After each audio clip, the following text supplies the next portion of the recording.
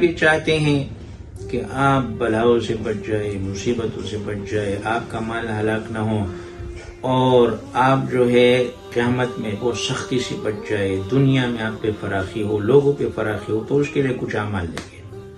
نحمده ونصلي على رسوله الكريم، اما بعد، فاعوذ بالله من الشيطان الرجيم، بسم الله الرحمن الرحيم۔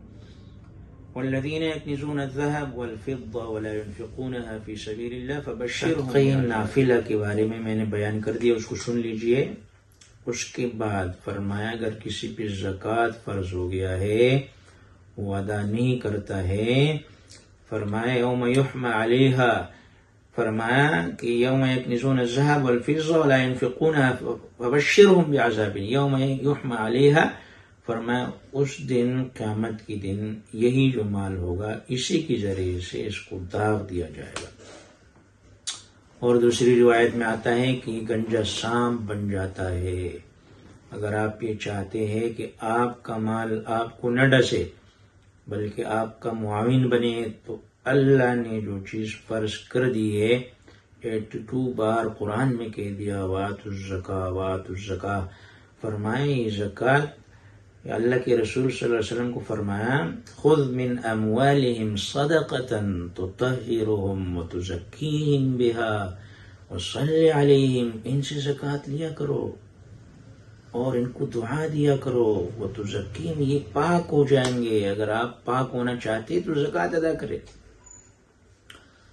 اور ایک ایسی روایت ہے، فرمایا ما خالطت الزکاة مالا الا اہلکتہ، یہ امام بخاری نے بھی تاریخ کبیر میں اور بیہقی وغیرہ نے، اگر اس میں کچھ ضعف ہو بھی تو باقی قرآن کی آیات اور احادیث سے اس کی تصدیق ہوتی ہے۔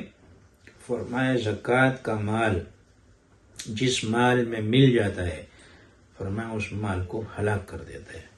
کبھی کبھی ہمارا مال ہلاک اسی لیے ہوتا ہے کہ ہم زکوٰۃ ادا نہیں کرتے۔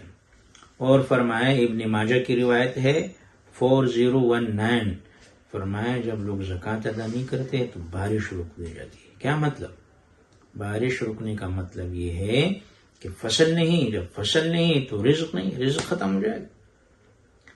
اور اسی طرح ایک روایت میں آتا ہے کہ جب ناپ تول میں کمی ہو اور زکوٰۃ روک لی جائے تو 3 عذاب آتے ہیں، قحط سالی آ جاتی ہے اور اللہ سخت محنت میں ان کو مبتلا کر دیتے ہیں اور ظالم حکمران ان پہ مسلط ہو جاتا ہے۔ آج آپ دیکھیں لوگ کتنے ہارڈ ورکنگ کر رہے ہیں، پھر بھی گھر کا خرچہ پورا نہیں ہو رہا ہے، اور ظالم حکمران تو آپ دیکھ رہے ہو کیسے کیسے حاکم، اور قحط سالی بھی اب دیکھ رہے ہو، سب کچھ ہوتے ہوئے سب کچھ نہیں ہوتا ہے۔ یہ بھی ابن ماجہ کی روایت ہے 4019۔ اسی طرح حدیث میں آتا ہے کہ مظلوموں کی بددعا سے بچو، اور جو زکوٰۃ نہیں دیتا ہے تو غریب فقیر بددعا دیتے، اللہ اس کو غرق کر دے، ہم بھوکے پیاسے ہیں، اگر یہ زکوٰۃ نکالتے تو ہمیں زکوٰۃ مل جاتی۔ تو مظلوموں کی بددعا سے بچو، یہ ترمذی کی روایت ہے 3598 نمبر۔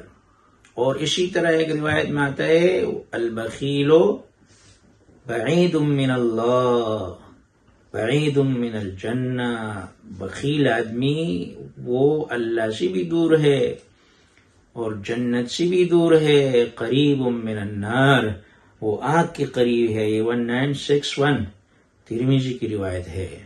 تو اگر آپ یہ چاہتے ہیں کہ آپ جہنم، دیکھو یہ مال نہ دینے کی وجہ سے جہنم کے قریب جا رہا ہے اور اللہ اور اللہ کے رسول سے دور ہو رہا ہے۔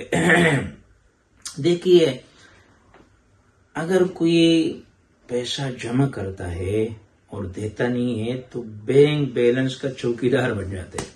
وہ کیسے؟ میں نے خود دیکھا ہے، سکون نہیں ہوتا ہے، چین نہیں ہوتا ہے، اطمینان نہیں ہوتا ہے۔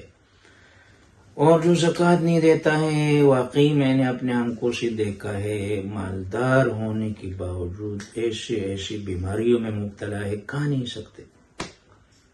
غریب کو 4-5 روٹیاں دے دو، پیاز کے ساتھ کھا لیتا ہے، اور اس کے لیے دنیا جہاں کی نعمت آتی ہے کبھی اس کو شوگر ہے، کبھی اس کو بلڈ پریشر ہے، کبھی اس کو معدے کا مسئلہ ہے، کبھی اس کو کینسر ہے، اللہ نے اس کا کھانا ہی روک دیا ہے۔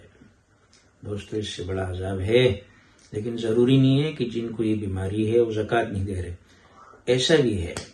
اگر کبھی ایسا ہو تو آپ دیکھیں کہ آپ کے مال میں بد نظمی تو نہیں ہے، آپ زکوٰۃ ادا کریں، آپ کا دل ایسا مطمئن ہو جائے گا، اور جب زکوٰۃ آپ دیں گے لوگ خوش ہوں گے، لوگوں کے قریب ہو جائیں گے۔ آپ اپنے رشتے وابدأ بمن تعول، بخاری کی روایت، فرمایا کہ جو آپ کے اہل و عیال ہے ان سے شروع کریں، تو جب آپ مال دینا شروع کریں گے تو لوگ آپ سے محبت کریں گے، خوشی خوشی زکوٰۃ دے، مزے مزے سے دے۔ باقی زکوٰۃ کے مسائل میں آپ کو بتاؤں گا۔ اللہ مجھے اور آپ کو عمل کی توفیق عطا فرمائے۔